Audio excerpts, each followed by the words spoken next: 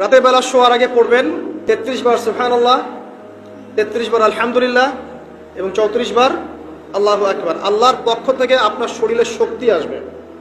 এটা যারা নিয়মিত আমল করে আল্লাহর পক্ষ থেকে তাদের শরীরে শক্তি আসে। হ্যাঁ, কারণ এইটা রাসূল সাল্লাল্লাহু আলাইহি ওয়াসাল্লাম কাকে শিখিয়ে দিয়েছেন? তার মেয়ে ফাতিমা রাদিয়াল্লাহু আনহাকে।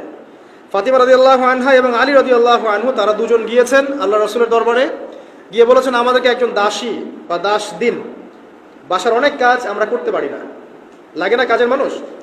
নবী সাল্লাল্লাহু আলাইহি ওয়াসাল্লাম বলছেন যে আমি কি তোমাদেরকে এমন কিছু শিখিয়ে দিব যেটা তোমাদের এই দাস দাসের অভাব পূরণ করে দিবে, প্রয়োজন হবে না? তো অবশ্যই শিখিয়ে দিন। তখন নবীজি শিখালেন সাল্লাল্লাহু আলাইহি ওয়াসাল্লাম যে ঘুমানোর আগে 33 বার সুবহানাল্লাহ পড়বে, 33 বার আলহামদুলিল্লাহ এবং 34 বার আল্লাহু আকবার। তোমাদের দাস দাসীর প্রয়োজন হবে না ইনশাআল্লাহ। তো ব্যাখ্যায় অনেক ওলামায়ে কেরাম বলেছেন যে এটা নিয়মিত আমল করতে থাকলে রোগ ব্যাধি কম হয়, শরীরে শক্তি আসে, এনার্জি বাড়ে, আপনি নিজের কাজ নিজেই করতে পারবেন ইনশাআল্লাহ আজ্জা ওয়া জাল্লা। আসুন সামনে যাই। এরকম ঘুমানোর আরো বেশ কিছু আমল আছে, আমি অল্প কয়েকটা বললাম, এগুলোই করা শুরু করেন, আল্লাহ তৌফিক দান করুন। আর যদি পারেন ওযু করে ঘুমাতে পারলে আরো বেশি ভালো হয়। এবার আপনি ঘুমাচ্ছেন ডান কাত হয়ে, কি পড়বেন এই সময়? আল্লাহুম্মা বিসমিকা আমুতু ওয়া আহইয়া, আলহামদুলিল্লাহ, দোয়া সবার মুখস্থ আছে। এবার ঘুমান। এই যে ঘুমাচ্ছেন আপনি 3 ঘন্টা বা 4.5 ঘন্টা বা 6 ঘন্টা, আপনার এই পুরো ঘুমটা হবে ইবাদত ইনশাআল্লাহ তাআলা। এবং পবিত্র অবস্থায় ঘুমানোর অভ্যাস করতে থাকলে আল্লাহর পক্ষ থেকে আপনি সত্য স্বপ্ন দেখতে পারেন। এখনকার সায়েন্স এগুলা বিশ্বাস করে না, আর এই সায়েন্সকে নিয়ে আমার কোনো মাথা ব্যথাও নাই, কারণ এই আজকে একটা কথা বলে কালকে একটা কথা বলে, ঠিক আছে? তো আল্লাহর পক্ষ থেকে আপনি সত্য স্বপ্ন দেখতে পারেন। ইউসুফ আলাইহিস সালাম জেলখানায় বন্দী, সূরা ইউসুফ পড়ে দেখেন। তখন কয়েদিদের মধ্যে 2 জন স্বপ্ন দেখেছে। একজন স্বপ্ন দেখছে তার মাথার উপরে রুটি, উপর থেকে পাখি এটা ঠোকরে কি করছে, খেয়ে নিয়ে চলে যাচ্ছে। আরেকজন স্বপ্ন দেখেছে যে সে শরাব পান করাচ্ছে একজনকে, আছে না সূরা ইউসুফে? তো ইউসুফ আলাইহিস সালাম বললেন যে যার মাথা থেকে পাখি ঠোকরায় খেয়ে নিচ্ছে খাবার, তাকে শুলদণ্ড দেওয়া হবে।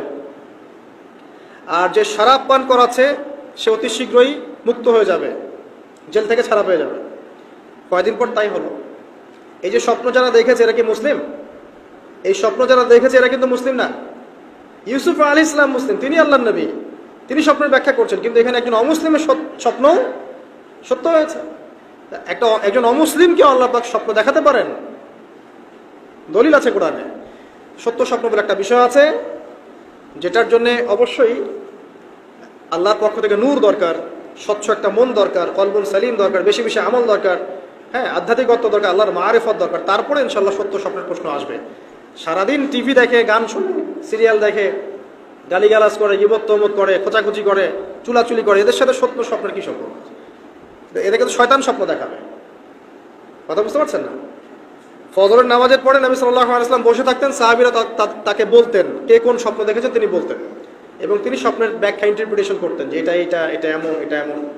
এমনকি এই যে আপনার উহুদের যুদ্ধের আগের রাতে অনেক সাহাবী স্বপ্ন দেখেছেন, এবং পরের দিন দেখবেন উহুদের দিনে অনেক সাহাবী শহীদ হয়েছে।